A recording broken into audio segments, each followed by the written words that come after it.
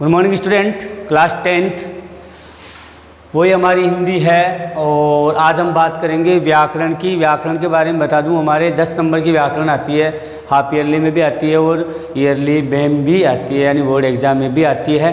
तो व्याकरण से रिलेटेड है, क्योंकि चैप्टर हमारे लगभग पूरे हो गए, एक बार के लिए तो पूरे हो गए। अब जैसे व्याकरण हमारी ख़त्म हो जाती है तो उसके बाद में हम वापस चैप्टर रिवीजन स्टार्ट करवा देंगे, ताकि कोई बच्चे हैं जैसे आप में से कोई बहुत ज़्यादा बाद में जुड़ा हो, जुलाई में नहीं जुड़े हो, अगस्त में जुड़े हो, सितंबर में जुड़े हो, तो कोई प्रॉब्लम नहीं है, हम वापस रिवीजन उसका कर देंगे। और ऑफलाइन क्लास में रिवीजन होगा ही होगा, इसलिए डोंट वरी, बी हैप्पी। ठीक है, आज हम बात करेंगे क्रिया के बारे में। 2 नंबर का क्वेश्चन आता है, उसके अंदर क्रिया और विशेषण। तो आज हम पहले बात करेंगे हम क्रिया की। क्रिया को इंग्लिश में क्या बोलते हैं? वर्ब बोलते हैं। ठीक है, जानते हो तुम, मेन वर्ब। क्रिया का अर्थ है करना। क्रिया का अर्थ क्या होता है? करना, यानी कार्य करना। ठीक है, धातु, संस्कृत में धातु बोलते हैं, संस्कृत सब्जेक्ट है ही आपके। हिंदी क्रियापदों का मूल रूप धातु है और संस्कृत में क्रिया के रूप को धातु कहते हैं। जैसे कि ये जो है ये पढ़ है और इसमें ना लगा दो तो क्या हो जाएगा? पढ़ना। जैसे उठ, और उठ के बाद में ला लगा दो, उठना। तो धातु में ना जोड़ने से ये धातु है। पढ़ क्या है? धातु।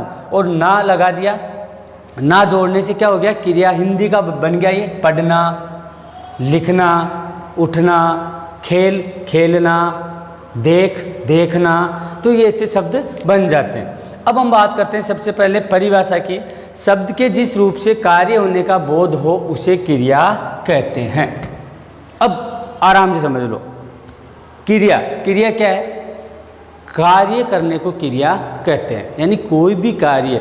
और क्रिया के पद के माध्यम से हमें जो क्या होता है, उसकी क्रिया के माध्यम से हम जो है कर्ता की और काल की, दोनों की हमें जानकारी मिल जाती है। कर्ता यानी कौन कर रहा है, यानी सब्जेक्ट, और दूसरा क्या हो गया आपका? काल। इस दो की हमें जानकारी मिल जाती है। जैसे हम इंग्लिश में भी लिख देता हूँ, ताकि इंग्लिश में ये हो गया आपका सब्जेक्ट और ये हो गया काल यानी समय, यानी आपका टेंस, या बात कर लें टाइम। ठीक है ना, जैसे काल 3 प्रकार के होते हैं, प्रेजेंट, पास्ट, फ्यूचर, वर्तमान काल, भूतकाल, भविष्य काल, वैसे काल। ठीक है, तो मैं इंग्लिश नहीं पढ़ा रहा हूँ, मैं हिंदी पढ़ा रहा हूँ। तो कर्ता यानी सब्जेक्ट। अब जैसे मान लो कोई कार्य किया जाता है या कोई कार्य होता है, तो कार्य क्या हो रहा है? जैसे कि मैं क्रिकेट खेल रहा हूँ, पता चल गया क्रिया क्या हुई? खेलना। खेल रहा हूँ, कार्य पता चल गया कौन सा काल है भाई? वर्तमान काल, यानी अभी मैं खेल रहा हूँ। और सब्जेक्ट कौन? मैं क्रिकेट खेल रहा हूँ। तो किसका पता चल गया? कर्ता का भी पता चल गया और काल का भी पता चल गया। ठीक है, ये तो कॉमन सी बात है। अब सीधी सी बात है, शब्द के जिस रूप से कार्य होने का बोध हो उसे क्रिया कहते हैं। सबसे पहले ये हमारे को याद हो जाना चाहिए, क्रिया से आप क्या समझते हैं, या क्रिया के भेद बताइए। भेद हम आगे पढ़ेंगे अभी। तो क्रिया किसे कहते हैं? शब्द के जिस रूप से कार्य होने का बोध हो उसे क्रिया कहते हैं। ठीक है, और क्रिया का मतलब होता है, क्रिया का अर्थ है करना, यानी कार्य करना। कोई भी कार्य करना उसे क्रिया कहते हैं। और संस्कृत में क्या बोलते हैं? धातु। हिंदी में बोलते हैं क्रिया, संस्कृत में धातु। ये धातु होती है। पढ़ धातु है, पढ़ना क्रिया हो गई। लिख धातु है, लिखना क्रिया हो गई, लिखना। खेल धातु है, खेलना क्रिया हो गई। ठीक है भाई, खेल को हम बोलते हैं गेम, खेलना प्ले। गेम ऑब्जेक्ट है, और जैसे बोला खेलना तो हो गया क्या? प्ले क्या हो गया आपका? मेन वर्ब, यानी क्रिया हो गई। तो ये थी क्रिया। ठीक है, बोर्ड पे आपको दिख रहा होगा, इसी की ऐसे आपको कॉपी में उतारना है, कंफ्यूज नहीं होना है। क्रिया 2 नंबर की आएगी, इसको मैं मिटा दूँ, नंबर छोड़ो अभी। ये इंग्लिश का इसलिए मिक्स किया ताकि आसानी से आपको समझ में आ जाए। हमें पूछे क्रिया क्या है? क्रिया का अर्थ है करना, यानी कार्य करना। हिंदी क्रियापदों का मूल रूप धातु है, संस्कृत में क्रिया रूप को धातु कहते हैं। ठीक है, ये बताने के लिए, फिर भी आप लिख लो, इसको नोट कर लो, आराम से याद हो जाएगा। आप मेन परिभाषा मेन जो है हमारी ये है, शब्द के जिस रूप से कार्य होने का बोध हो उसे क्रिया कहते हैं। क्लियर? ठीक है, आगे चलते हैं। हम मिटा दूं?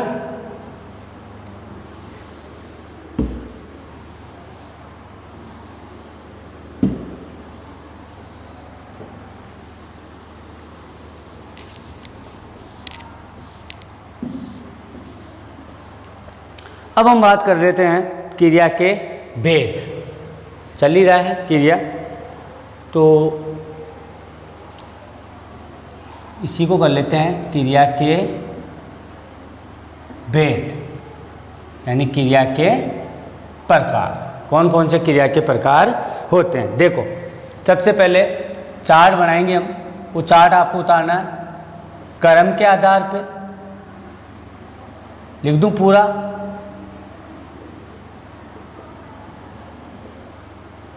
कर्म के आधार पर, ठीक है। उसके बाद में दूसरा संरचना के आधार पर,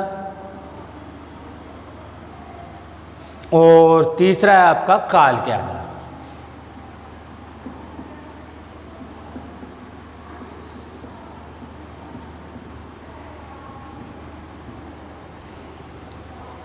ठीक है, ये कर्म के आधार पर, इसको मैं ब्लॉक कर देता हूँ। दूसरा संरचना के आधार पे, और तीसरा हो गया आपका काल के आधार पे। ये हमारा बॉक्स हो गया।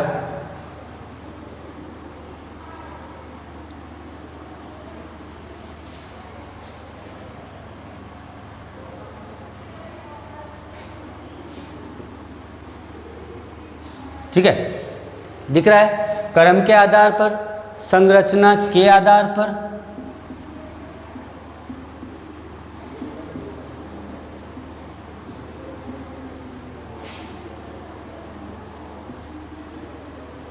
अब कंफ्यूज नहीं होगा। अब आपको ऐसा का ऐसा ही सीधा का सीधा आपको कॉपी में बना लेना है। कर्म क्रिया के भेद होते हैं, क्रिया के 3 भेद होते हैं, कर्म के आधार पे, संरचना के आधार पे, और काल के आधार पे। क्लियर? ठीक है, ऐसा आप आराम से बॉक्स बना लीजिए इसमें कॉपी में। अगर मान लो कॉपी आपकी ये है, ये साइज है, तो आपको कोई प्रॉब्लम नहीं, उसको ऐसे कर लीजिए, आपको लंबा बना लीजिए। तो क्रिया के 3 भेद हो गए, कर्म के आधार पर, दूसरा संरचना के आधार पर, और तीसरा काल के आधार पर। 3 हो गए भेद। अब हम बात करते हैं इनके फिर भेद है। ठीक है, बिल्कुल कंफ्यूज होने की जरूरत नहीं है। सबसे पहले हम बात करते हैं क्रिया के आधार पे। क्रिया के आधार पे क्या भेद होते हैं? ठीक है, तो क्रिया के आधार पे जो भेद होते हैं, सकर्मक क्रिया, अकर्मक क्रिया। एक होती है सकर्मक और एक होती है अकर्मक।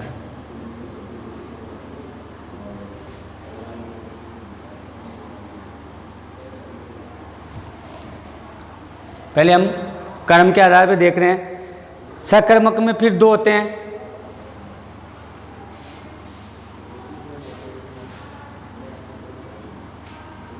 एक कर्मक और द्विकर्मक। जहाँ एक कर्म मौजूद हो और जहाँ 2 कर्म मौजूद हो। ये इसके भेद हैं। ये आ गए आपके कर्म के आधार पे भेद। ठीक है, अब संरचना के आधार पे अगर हम बात करते हैं, तो संरचना के आधार पे जो बहुत सारे भेद है, तो इसको मैं ऐसे लिख रहा हूँ। सबसे पहले बात कर लेते हैं हम, नंबर 1 संयुक्त क्रिया। ठीक है, नंबर 2 है नाम धातु।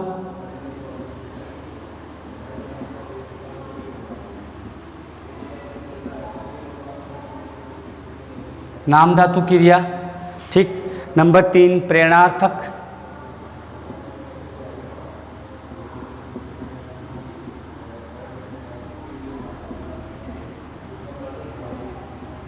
प्रेरणार्थक क्रिया। नंबर 4 पे आपका पूर्णकालिक और कृदंत।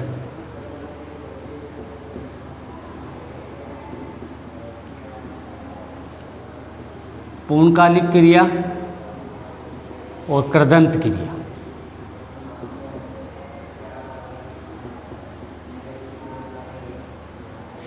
ये 5 हो गई किसके, संरचना के आधार पर। और काल के आधार पे जो हम सीधे सीधे जानते हैं, काल के आधार पे वर्तमान काल, भूतकाल, भविष्य काल। जो सबसे पहले तो आता है भूतकाल, जिसे हम बोलते हैं पास्ट, फिर आता है वर्तमान, अभी जो चल रहा है प्रेजेंट, और फिर आता है हमारा भविष्य, आने वाला, यानी फ्यूचर, भविष्य काल। ठीक है। तो 10th इंग्लिश मीडियम के जो है उनके लिए फिर भी लिख दूं, चलो तुम्हारे लिए पास्ट, ये हो गया आपका प्रेजेंट, और ये हो गया आपका future. Clear. Present, past, future. संरचना के आधार पे हो गए हमारे 5, और कर्म के आधार पे हो गए हमारे सकर्मक, अकर्मक। सकर्मक के 2, एक कर्मक और द्विकर्मक। ठीक है। अब जो है एक बार आप देख लीजिए, इसको फोकस कीजिए, ये ऐसा का ऐसा आपको कॉपी में उतारना है।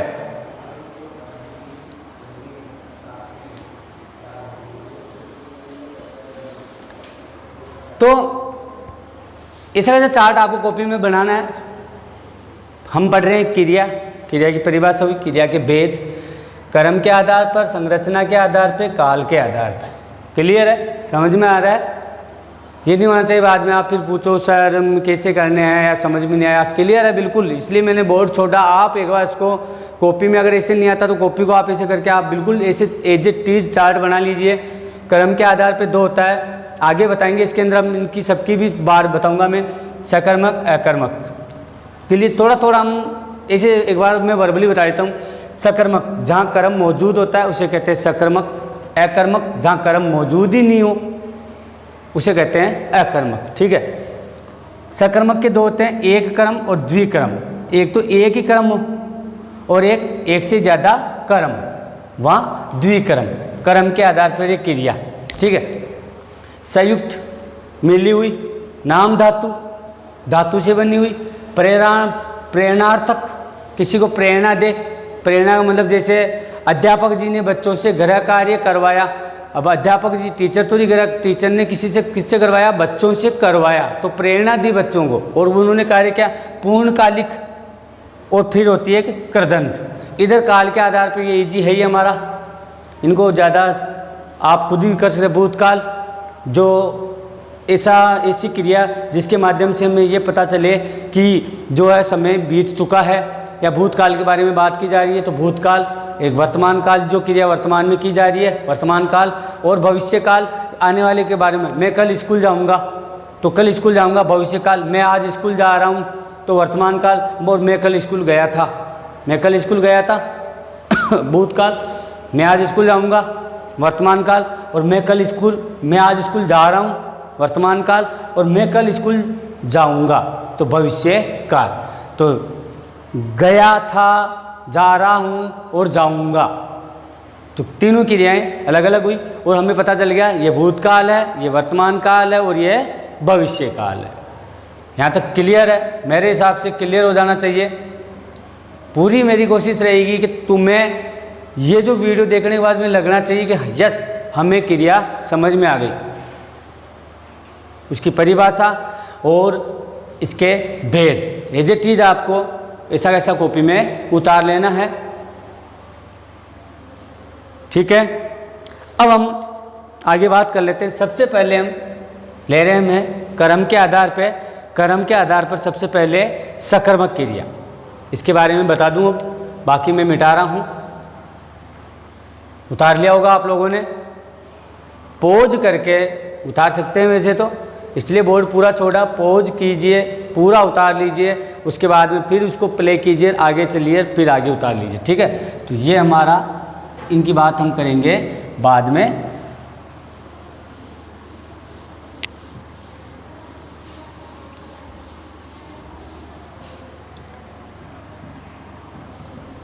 अब सबसे पहले हम बात करेंगे हमारी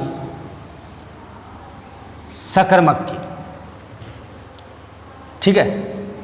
सकर्म का मतलब होता है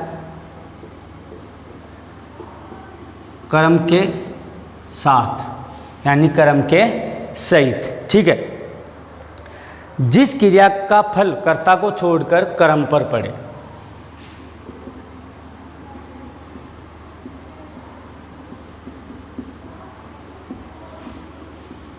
जिस क्रिया का फल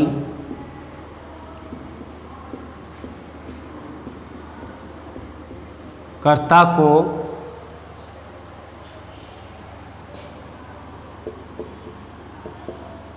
छोड़कर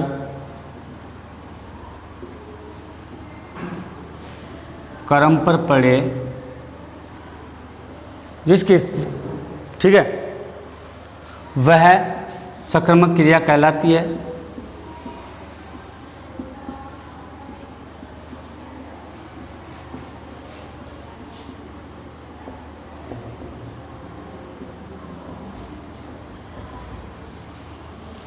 ठीक है, यानी कहने का तात्पर्य है कि जहाँ कर्म मौजूद है, सकर्मक कर्म के साथ, जहाँ कर्म मौजूद है वो सकर्मक, जहाँ कर्म मौजूद नहीं है वो अकर्मक। अब कर्म को मैं इंग्लिश में समझाता हूँ, जहाँ ऑब्जेक्ट मौजूद है वो सकर्मक, और जहाँ ऑब्जेक्ट मौजूद नहीं है वो अकर्मक। जैसे मैं एक एग्जाम्पल, पहले हम सकर्मक की बात कर लेते हैं कि सीता खाना खा रही है, या राम गिटार बजा रहा है। ठीक है, अब देखो, अगर इंग्लिश की बात करें हम, इंग्लिश में ये दोनों तो क्या आ गए आपके सब्जेक्ट, जिसे हम बोलते हैं हिंदी में कर्ता।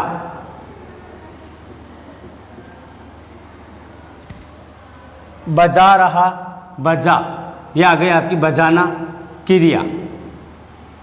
बजा रहा, ये आ गया आपका काल। कौन सा काल हो गया? ये वर्तमान काल। अब गिटार क्या हो गया आपका? गिटार हो गया आपका कर्म। ये हिंदी में कर्ता, कर्म, क्रिया और काल। जैसे तुम इंग्लिश में भी समझा दूँ, अगर मान लो इंग्लिश मीडियम जो हमारे इसके 10th B के बच्चे हैं, सब्जेक्ट क्या फॉर्मूला चलता है इंग्लिश में? सब्जेक्ट प्लस उसके बाद चलती है आपके हेल्पिंग वर्ब, प्लस उसके बाद चलती है आपके मेन वर्ब, प्लस उसके बाद चलता है आपके ऑब्जेक्ट, प्लस उसके बाद अदर्स जो भी हो, फिर टाइमिंग, सिंस या फॉर। ये इंग्लिश का फॉर्मूला है। ये इसलिए बता रहा कि तुम इंग्लिश मीडियम वाले थोड़ा सा जल्दी कर्ता, कर्म ये कंफ्यूज हो जाए, तो कर्म जो कंफ्यूज मत होना, सब्जेक्ट उसे बोलते हैं हम हिंदी में कर्ता। हेल्पिंग वर्ब, हेल्पिंग वर्ब जो इंग्लिश में चलती है, इज, एम, आर है, वाजवर है, हेजेव, हेड, विल, सेल, ठीक है। इसके अलावा मॉडल्स वगैरह। ये मेन वर्ब मुख्य क्रिया, जिसे हम बोलते हैं इसमें क्रिया हिंदी में, जिसको संस्कृत में बोलते हैं धातु। इसके बाद में ऑब्जेक्ट, ये ऑब्जेक्ट होता है आपका कर्म, इसको हिंदी में क्या बोलते हैं? कर्म। ठीक है, तो जहाँ कर्म मौजूद हो उसे सकर्मक क्रिया कहते हैं, क्योंकि यहाँ कर्म क्या है? खाना। यहाँ कर्म क्या है? गिटार। ये दोनों क्या है? कर्म, यानी ऑब्जेक्ट। क्लियर? तो खाना कर्म है और यहाँ पे गिटार कर्म है। अब सीता खा रही है तो कर्म ही नहीं है, खा रही है, क्या खा रही है? पर्सन बन जाते हैं। और सीधा सीधा, अब सीधा समझो कि जहाँ कर्म मौजूद हो, जहाँ कोई पर्सन ही नहीं बने, सीता खाना खा रही है, सामने वालों को समझ में आ गया सीता खाना खा रही है। अब अगर एक बंदा आया बोला सीता खा रही है, तो एक पर्सनवाचक चिन्ह बना, क्या खा रही है? सामने वाला पूछेगा क्या खा रही है? अब कचौरी खा रही है, समोसा खा रही है, रसगुल्ला खा रही है, पानी बतासे खा रही है, खाना खा रही है, बहुत सारे उसके आंसर हो जाते हैं। सीता खा रही है, तो सामने वाले पूछेगा क्या खा रही है, क्योंकि वहाँ कर्म मौजूद नहीं है। और अगर कर्म मौजूद होता, सीता खाना खा रही है, सामने वाले को समझ में आ गया, वो पूछेगा नहीं, क्योंकि वहाँ पे कर्म मौजूद है। उसे कहते हैं सकर्मक क्रिया। जहाँ कर्म मौजूद नहीं हो उसे कहते हैं अकर्मक क्रिया। ठीक है, दोनों एक साथ पढ़ा रहा हूँ, कंफ्यूज मत होना। कर्म के साथ सकर्मक, स का मतलब सहित, कर्म के सहित जिस क्रिया का फल कर्ता को छोड़कर कर्म पर पड़े हुए सकर्मक क्रिया कहलाती है। अर्थात जहाँ सीधी सीधी परिभाषा, जहाँ कर्म मौजूद हो वो सकर्मक क्रिया कहलाती है, यानी जहाँ ऑब्जेक्ट मौजूद हो वो सकर्मक क्रिया कहलाती है, और जहाँ ऑब्जेक्ट मौजूद नहीं है वो अकर्मक क्रिया कहलाती है। यानी जहाँ क्रिया का फल कर्ता को छोड़कर कर्म पर पड़ रहा है तो सकर्मक, और क्रिया का फल कर्ता पर पड़ रहा है क्योंकि कर्म तो मौजूद ही नहीं है, कर्ता पर ही पड़ रहा है। सीता खा रही है, पूरी बात किस पे आ गई? सीता खा रही है। सामने वाला भाई सीता क्या खा रही है? राम गिटार बजा रहा है, एक राम बजा रहा है, ठीक है। तो ये बात हुई सकर्मक की। एक बार देख लीजिए बोर्ड की तरफ, ठीक है। इसके बाद में मिलते हैं क्रिया से रिलेटेड अगले वीडियो में। ये ऐसा कैसा कॉपी में उतार लेना। बात हुई अभी सकर्मक की, साथ का साथ कुछ हिंट दे दी मैंने अकर्मक के बारे में भी, लेकिन अकर्मक की परिभाषा भी तुम्हें लिखा दूंगा। तब तक के लिए पढ़ते रहिए और इस कॉपी में उतार लेना। धन्यवाद, गुड बाय।